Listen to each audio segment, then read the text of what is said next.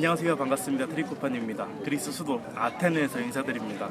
일반 사람들에게 너 그리스에 대해서 뭘 아니 물어보면은 제우스, 아킬레스, 소크라테스, 아리스토텔레스 몇 가지 이런 키워드들만 정리되지 않은 상태로 머릿속을 돌아다닐 거라 생각하는데요.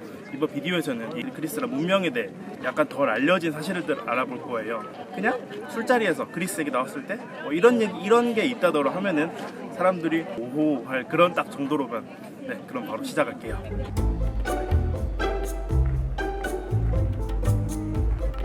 역사가 오래된 나라들은 보통 여러 이름을 가진 경우가 많습니다. 같은 어원을 가지고 있지만은 부르는 언어가 달라서 현재 명칭이 다른 경우. 유럽으로 따지면은 대표적으로 스페인이 있겠죠. 똑같은 라틴어 히스파니아에서 나왔지만은 스페인어로 가서는 에스파냐, 영어로 가서는 스페인, 이탈리아, 이태리도 발음의 차이는 적지만 그런 케이스. 근현대 들어서 새로 들어서 나라 이름과 예전에 서구권에 접할 당시의 나라 이름이 달라서 현재 영어 호칭이 달라진 경우도 있습니다. 이런 경우는 동양의 말인데, 예를 들어 우리나라 대한민국, 대한제국 때부터 대한을 썼지만은 예전에 이미 고려, 코리아가 서양에 전해져서 그걸로 뿌리가 박혔기 때문에 여전히 우리나라는 영어로 코리아라 불립니다. 그리고 중국 같은 경우도 진이 아직까지 남아서 차이나라 불리고요. 오래된 이웃이라서 고대에 부르던 호칭이 아직까지 남아있는 경우도 있어요. 프랑스가 현재 독일을 부르는 알마뉴, 이거 역시 예전에 고대 독일 땅에 살던 부족 이름에서 튀어나온 거죠. 근데 그리스는 좀 특이해요. 현재 그리스는 자신들의 나라를 일컬어 엘라다 부릅니다. 엘라다. 공식 명칭은 엘리니키 디모크라티아고요. 과거 고대 시절에는 그리스 사람들은 스스로를 헬라스로 불렀고요. 헬렌의 자손이란 뜻인데, 헬렌은 유명한 신화 속의 왕입니다. 근데 거의 모든 나라가 여기를 그리스라 부르죠. 그렇다고 이 엘라도 공화국의 영어 이름이 그리스 공화국이냐? 이것도 아닙니다. 영어 공식 명칭은 또 희한하게 헬레닉 리퍼블릭이에요. 그럼 도대체 누가 이 스스로를 헬라스라 부르는 친구들을 그리스라 부르기 시작했냐? 범인은 로마입니다. 제가 있는 이 로마 나고라를 지은 로마요. 기본적으로 고대 그리스 사람들의 무역과 개척을 좋아했습니다. 섬도 겁나 많고 지중해도 무역하기 상대적으로 쉽고, 때문에 현재 그리스 영토는 이렇지만 과거 그리스 도시들은 지중해 이곳저곳에 퍼져 있었죠. 가깝게는 현재 터키 동부부터 남프랑스, 이베리아 반도, 흑해까지. 또 이 친구들은 이탈리아 반도 남쪽에도 식민도시를 막 건설합니다. 그리고 이탈리아 중부에서 세력을 키우던 로마는 남부의 그리스 식민도시들을 일컬어 마그나 그라이키아라 불렀어요. 그리고 그 로마가 부른 그라이키아는 나중에 발칸 반도의 진짜 그리스 본토까지 의미가 확장됩니다. 문제는 로마가 너무 세졌다는 거죠. 이탈리아 반도를 넘어 지중해 세계 전역을 지배하는 대제국이 되고, 특히 지명 측면에서 로마가 붙인 이름이 아직 말이 내려옵니다. 그리고 라틴어 그라이키아는 결국 서구 세계관에 완전 뿌리 박히게 되죠. 그 서구에서 부르는 이름은 마침내 전 세계로 퍼지고요. 희한하죠. 보통 영어 이름이 유명하면 그게 영어 공식 명칭이기 마련이잖아요. 코리아, 재팬, 차이나 이런 것처럼. 근데 그리스는 이것도 아니고 저것도 아니고, 진짜 특이한 나라. 왜 옛날 문헌 같은 거 보면은 그리스를 불거라 히랍이라 부르잖아요. 그게 그리스가 스스로를 부르는 헬라스에서 나온 거니까 어떻게 보면은 히랍이 그리스보다는 본토 명칭에 더 가까운 셈입니다. 참고로 터키를 비롯한 근동, 서아시아 그리고 이슬람계 국가들은 이쪽을 유나니스탄, 이런 유난 비슷한 이름으로 불러요. 고대 시절에 터키 서부의 소아시아 이쪽까지 그리스 영토에 포함됐는데, 여기를 그 당시에는 이오니아라고 불렀어요. 그래서 그 이오니아란 이름이 유난으로 바뀐 거고요. 그게 또 이슬람 통해서 전파되면서 저 멀리 그런 말레이시아, 인도네시아까지 유난이라는 어원이 전해졌고,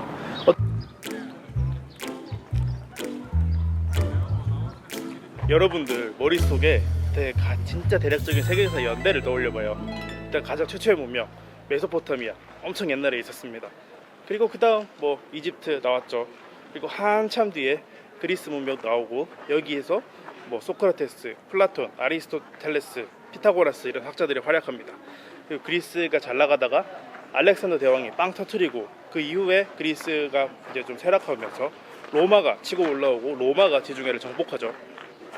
이게 이제 우리가 알고 있는 고대사의 흐름인데, 유명한 그 그리스의 사람들이 뭐 페리클레스, 아리스토텔레스, 이제 정확하게 연도는 몰라도 어느 시대에 활약했는지는 사람들 머릿속에 있어요. 근데 그러면은 테세우스, 아킬레스, 헤라클레스, 오이디푸스, 진짜 실제 지명을 배경으로 활동한 영웅들이잖아요. 그 신화 속의 유명한 영웅들은 언제 활약했냐, 이게 제 어릴 때의 의문이었는데요. 그리스 신화는 도대체 배경이 언제냐, 시대적 배경이 언제냐. 일리아스, 오디세이아. 우리가 떠올리는 일반적인 그리스 신화는 호메로스에 의해 기본 틀이 정립되었습니다. 그리고 호메로스는 기원전 800년대쯤에 태어났다고 알려져 있고요. 물론 호메로스가 정립한 그리스 신화는 오직 그 머릿속에서 모든 게 탄생한 자신만의 창작물은 아닙니다. 그리스 세계에 전해져 내려오던 구전 신화들을 모아서 정리한 거죠. 그리고 그 구전 신화 역시 아무것도 없는 빈 땅에서 뿅 하고 나오진 않았겠죠? 뭔가 사람들이 문명을 세우고 해야 이야기가 만들어지니까. 그 이야기의 주인공이 바로 고전 그리스 시대보다 1000년 이상 앞선 미케네 문명이었습니다. 미케네 문명은 기원전 2700년부터 1500년 정도까지 번성한 크레타 섬의 미노아 문명을 밀어내고 패권을 잡은 문명인데요. 확실히 바다 위주였던 미노아와 다르게 그리스 본토도 만만치 않게 잘 나가던 시기였습니다. 이쪽은 전성기가 기원전 17세기에서 12세기 정도까지예요. 그리고 그 유명한 트로이 전쟁 역시 연대 추정으로는 기원전 1200년 정도고요. 이 미케네 문명은 기원전 12세기부터 아직 제대로 정체가 밝혀지지 않는 바다 민족들에 의해 멸망하게 됩니다. 그냥 멸망하는 것도 아니고 제대로 역사서도 남기지 못할 정도로 빠르게 급작스럽게 망했어요. 때문에 각 지역의 이야기들은 어떤 역사서의 형태가 아니라 애매모호한 구전 전승의 형태로 후대로 전해져 내려오게 되는데, 호메로스는 이 내려오던 그리스의 이야기들, 신화들을 모아서 서사시로 정리한 사람인 거예요. 그리고 우리에게 익숙한 그리스의 폴리스들은 그 호메로스 활동한 한 100년, 200년 후에야 제대로 이제 세력을 키우기 시작했고요. 그러니까 더 후대, 고전 그리스 사람들에게 그리스 신화 속의 이야기는, 영웅들의 이야기는 아마 아주 한참 까마득한 예전의 이야기였다. 제대로 있었을지 없었을지 모르는 좀 신화 속의 전설상의 그런 이야기들. 알렉산드로스 대왕 입장에서 그리스 영웅들의 시대를 따져보면은 거의 뭐 지금 우리 2020년대를 살아가는 우리 입장에서 그 고려 무인 시대 정도의 거리가 있습니다. 까마득하게 멀다 이거예요. 같은 그리스로 묶이지만은 우리가 현실에 살아가면은 그 비현실적인 건 없잖아요. 괴물도 없고 실제로 신도 볼 수 없습니다. 그걸 납득시킨 논리도 있었어요. 시대가 5가지로 나눠졌다고 해요. 황금의 시대, 은의 시대, 청동의 시대, 영웅의 시대, 그리고 철의 시대.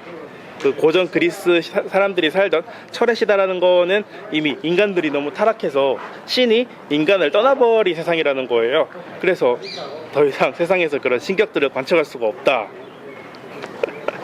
되게 그럴듯하지 않나요?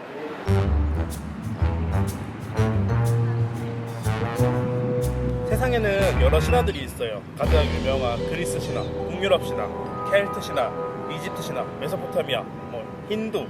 근데 그 중에 그리스 신화의 가장 두드러지는 특징이라 하면은 현실 지명들이 신화 속 세계에 아주 높은 비중을 차지한다는 점이겠죠.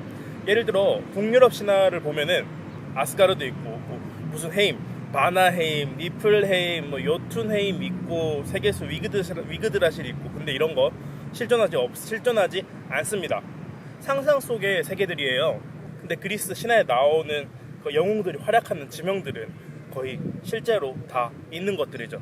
가장 유명한 아테네부터 시작해서 스파르타, 테베, 코린트, 델포이, 산, 올림포스 산, 이런 거 다 실제로 있습니다. 물론 거기서도 현실이 아닌 저승, 하데스나 무간지역, 타르타로스나 망각의 강, 레테, 증오의 강, 스틱스, 이런 거는 이야기 속의 것들이지만은 그거 빼고 나머지는 거의 다 실제로 있는 거예요. 테세우스가 미노타우루스를 죽인 크레타 섬대 미궁도 실제로 있고, 그 유명한 그리스판 어벤져스, 이아손의 아르고 원전대 역시 흑해 근처에서 그리스 유물이 출토되면서 실제로 있었던 어떤 항해의 이야기가 덧붙여진 거 아닌가, 이런 설이 지금 유력하고요. 그리고 그리스가 원체 넓은 동네가 아니다 보니까 되게 상상 속으로 느껴질 때도 엄청나게 멀었던 장소들이 보면은 가까운 것도 좀 나름 웃기고, 뭐냐면은 아테네에서 올림포스까지의 자동차 차도 거리가 한 430 정도 되거든요. 서울, 부산이랑 비슷하죠. 그럼 아테네에서 신탁을 받으러 델포이의 아폴론 신전으로 가는 거는 올림포스보다 훨씬 가깝고, 서울에서 따지자면은 계룡산에 신탁 받으러 가는 그런 느낌 아닐까 싶어요. 근데 이런 것 때문에 되게 재밌어요. 그리스 여행을 하거나 그리스 지도를 보면은 온갖 장소에 다 신화적인 이름들이 그대로 남아 있으니까.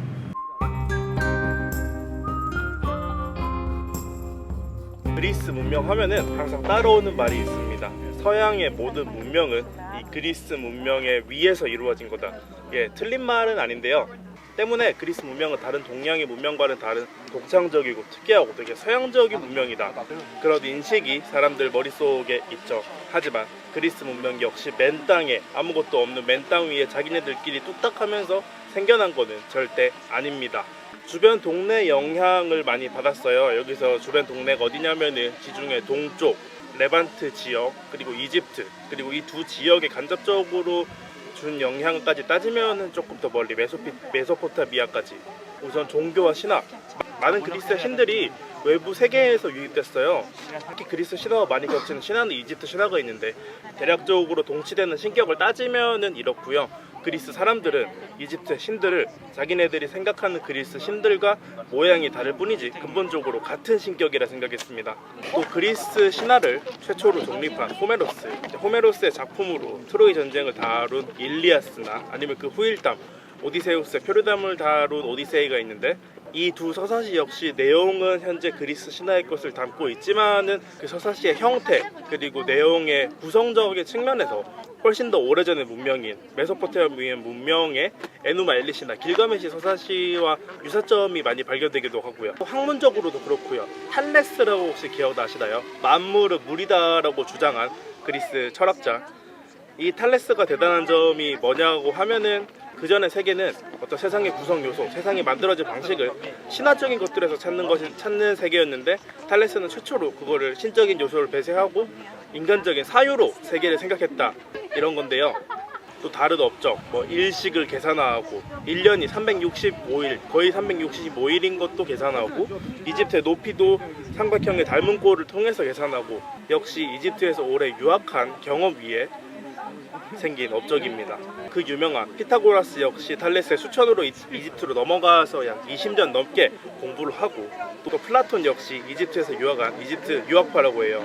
또 그 엄청나게 유명한 글귀 너 자신을 알라, 이것도 원전은 델포이 아폴론 신전 외벽에 새겨져 있는 거라고 하는데, 그것도 원래 출처는 그 룩소르 신전 외벽에 적혀져 있던 거를 그리스 사람이 가져왔다고 알려져 있고, 하지만 그리스가 이렇게 영향을 많이 받았음에도 불구하고 좀 그리스는 독창적이다, 그리스는 다른 동양 문명과 다르다, 이런 인식이 생긴 이유는 아마 근대 들어서 생긴 서양을 올려치고 동양을 깎아들이는 그런 개몽적인 근대적인 서양의 사조 때문이겠죠. 서양이 근대로 접어들면서 본격적으로 이제 오리엔트나 다른 동양과 차이를 확 벌리기 시작했는데, 서양 사람들은 우리는 왜 이렇게 잘 나가고 쟤네들은 왜 저렇게 멈춰 있는가 생각해보니까 이제 우리의 문명이 근본이 되는 그리스가 다르구나, 이런 결론에 다다르게 된 거예요. 그리고 18세기 후반에 이제 계몽 시대가 열리면서 원래 서양을 지배하던 기독교적인 그리고 로마적인 것들의 가치가 좀 깎여져 내려가고 그 대안으로 올려쳐진 게 그리스인데, 이게 진짜 우리의 뿌리다. 이게 신고전주의로 연결되고, 파르테논 신전을 형상화한 어디냐, 그 미국의 연방 대법원이나 롤스로이스의 그릴, 이런 게 그 흐름의 일련이라고 볼 수 있습니다. 이제 물론 20세기 후반부터는 학자들이 그런 무작정이 그리스 올려치기에서 벗어나서 실질적인 연결 고리들을 많이 발견하고, 그리스와 근동, 이집트가 어떤 영향을 서로 주고받았는지 세계적으로 연구하고 있지만은 한번 박힌 인식은 오래가기 마련이니까요.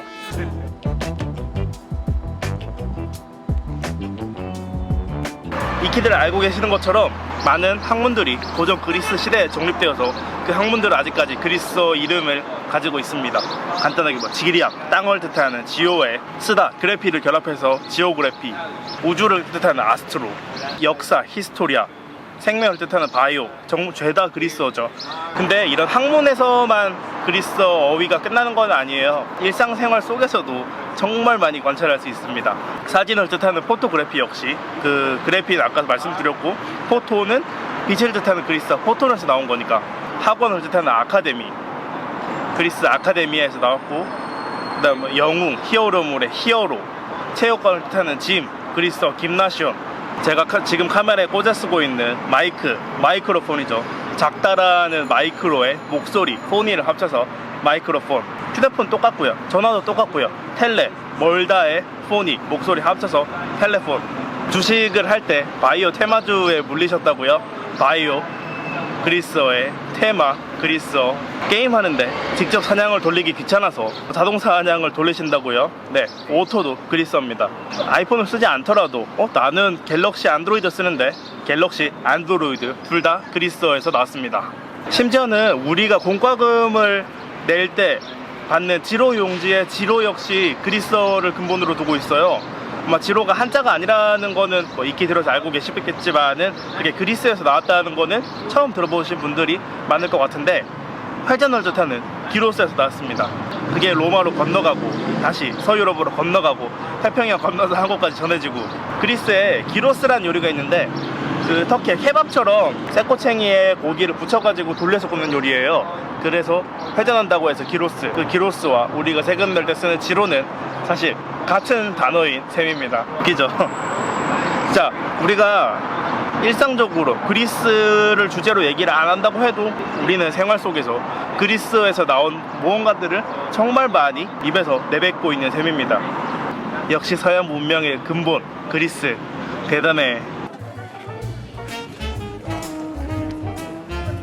어떠신가요? 그리스에 관련된 거 되게 많이 나오잖아요. 영어로도 많이 나오고 만화, 애니메이션 이런 것도 많으니까 그런 거 볼 때 옆에 내가 뭐 좀 뽐내고 싶은 사람이 있다면은 이런 얘기를 꺼내보는 것도 나쁘지 않겠죠. 네, 감사합니다. 여기까지 트리코판이었습니다.